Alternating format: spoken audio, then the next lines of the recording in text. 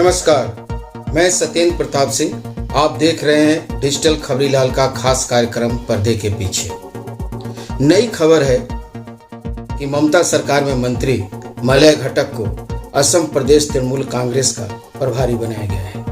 वह असम में पार्टी के संगठन को कैसे मजबूत करना है वह यह तय करेंगे।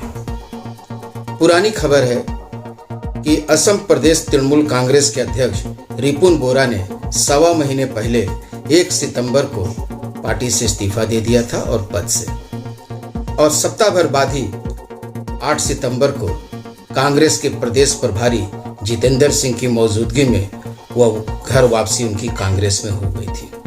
घर वापसी के वक्त प्रदेश कांग्रेस प्रभारी असम के जितेंद्र सिंह ने कहा था कि रिपुन बोरा के डीएनए में कांग्रेस है। सच भी है।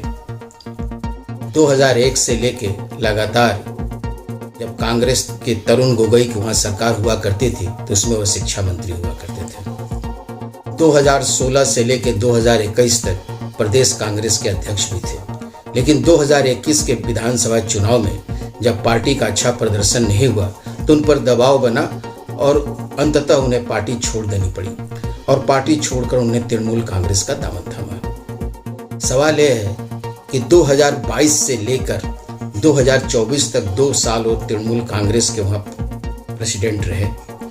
2 साल में उन्होंने क्या किया? पार्टी कहां से कहां तक पहुंची? पार्टी छोड़ते वक्त उन्होंने कहा, लिखित कहा कि मैंने जो बातें ममता बनर्जी और अभिषेक बनर्जी से कही थी उसमें से कोई बात नहीं मानी गई। प्रदेश में पार्टी की स्थिति यह है कि लोग यह मानते हैं कि बंगाल की एक यह क्षेत्रीय पार्टी बंगालियों की पार्टी है। ऐसे में इस पार्टी में रहना संभव नहीं है। सवाल यह उठता है कि जब रिपुन बोरा ने 1 सितंबर को इस्तीफा दिया था उस वक्त कहा गया कि राज्यसभा सांसद सुष्मिता देव गुवाहाटी जाएंगी। गुवाहाटी क्यों जाएंगे? उन्हें तो गुवाहाटी में ही रहना चाहिए। दरअसल वो राज्यसभा की सांसद बंगाल से भले ही हैं, लेकिन वो तो रहने वाली असम की हैं। उन्हें या तो वो दिल्ली रहेंगे या असम में रहेंगी, लेकिन वो गुवाहाटी उनको भेजा जाएगा। यानी ये राजनीति कुछ समझ से परे की चीज है। वैसे भी यदि हम देखें ममता बनर्जी के बारे में या उनकी पार्टी के बारे में, तो अन्य पार्टियों के मामले में वो कहते हैं बहिरागत या बाहरी है, लेकिन यदि हम राज्यसभा की सूची को ही देखें तो ममता बनर्जी अक्सर बहिरागतों को ही, बाहरियों को ही राज्यसभा का टिकट दी है। केडी सिंह को देख सकते हैं हरियाणा के, उनके रखने से पार्टी को क्या लाभ हुआ ये तो पार्टी देखेगी कि पार्टी कितना बदनाम हुई। उसके बाद इसने लुइजिनो फलेरियो को, गोवा के पूर्व मुख्यमंत्री जो कांग्रेस के हुआ करते थे, उन्हें ले आई पार्टी में। उन्हें गोवा प्रदेश का अध्यक्ष भी बनाई, राज्यसभा का सांसद भी बनाई। उस वक्त पार्टी राष्ट्रीय पार्टी का मर्यादा पा चुकी थी तृणमूल कांग्रेस। लेकिन जिस दिन तृणमूल कांग्रेस को राष्ट्रीय पार्टी का मर्यादा खत्म हुआ उसके अगले दिन ही लुइजिनो फलेरियो पार्टी छोड़कर और राज्यसभा की सदस्यता से इस्तीफा देकर चले गए। यानी उनकी जरूरत जहां तक थी तब तक वो थे। इसी तरह अगर हम देखें तो सुष्मिता देव को असम से लाया गया राज्यसभा का सांसद बनाकर। तो इसके पीछे पार्टी का मकसद क्या था? असम में पार्टी को मजबूत करना या सुष्मिता देव को मजबूत करना? क्योंकि सुष्मिता देव से बंगाल की राजनीति में कोई लाभ होने वाला नहीं था, लेकिन सुष्मिता देव से असम की राजनीति में कुछ लाभ हो सकता था, लेकिन यह भी राजनीति समझ से परे रही। यदि हम पिछले लोकसभा 2024 के लोकसभा चुनाव को यदि हम देखें तो असम की 4 सीटों पर टीएमसी चुनाव लड़ी थी। ये 4 सीटें थी कोकराझार, सिलचर, बारपेटा और लखीमपुर, जिसमें कोकराझार सीट जो है ये एसटी सीट है और सिलचर एससी सीट है। और इन 4 सीटों में जो सबसे ज़्यादा वोट टीएमसी को जिसमें मिला वो कोकराझार में मिला। गौरी शंकर सारनिया को 23,519 वोट। इसके बाद सिलचर में राधे श्याम बिस्वास को मिला 20,493 वोट।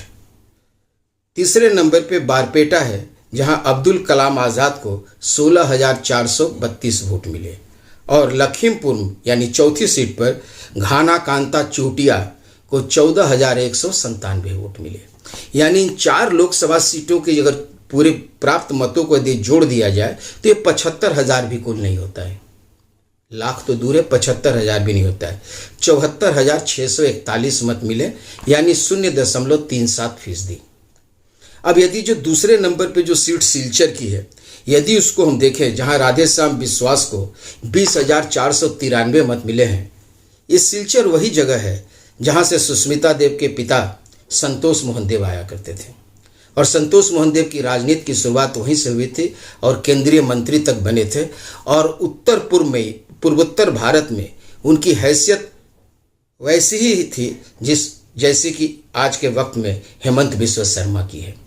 तो सवाल यह उठता है कि किसी भी अगर नेता को, अगर बाहर के नेता को लाकर अगर यहाँ रखना ही है और उसको प्रतिष्ठित करना है, तो उससे पार्टी को लाभ क्या हो रहा है?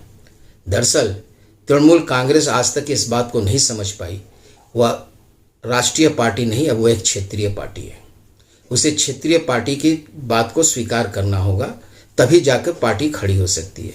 यदि हम देखें, अगर बृहत्तर रूप में भारत में ही देखें, तो भारतीय जनता पार्टी और कांग्रेस के अलावा किसी जमाने में सीपीएम के एक से कई राज्यों में सीएम हुआ करते थे। 3 हुए हैं, केरल, बंगाल और त्रिपुरा में। लेकिन आज की स्थिति में सिर्फ आम आदमी पार्टी, जिसके दिल्ली और पंजाब में मुख्यमंत्री हैं, ऐसा कोई राजनीतिक दल नहीं है जिसका दूसरे राज्य में कोई मुख्यमंत्री हो, चाहे वो सपा हो, चाहे राजद हो, चाहे डीएमके हो, चाहे किसी भी दल को अगर हम देख लें तो नहीं है। इसके पीछे कारण क्या है कि पार्टी को मजबूत वहीं के स्थानीय लोगों से किया जा सकता है, बाहर के लोगों से आयात करके या निर्यात करके। आयात और निर्यात के जरिए पार्टी की मजबूती नहीं की जा सकती। फिलहाल आज के लिए बस इतना ही। कल फिर मिलते हैं इसी समय पर्दे के पीछे।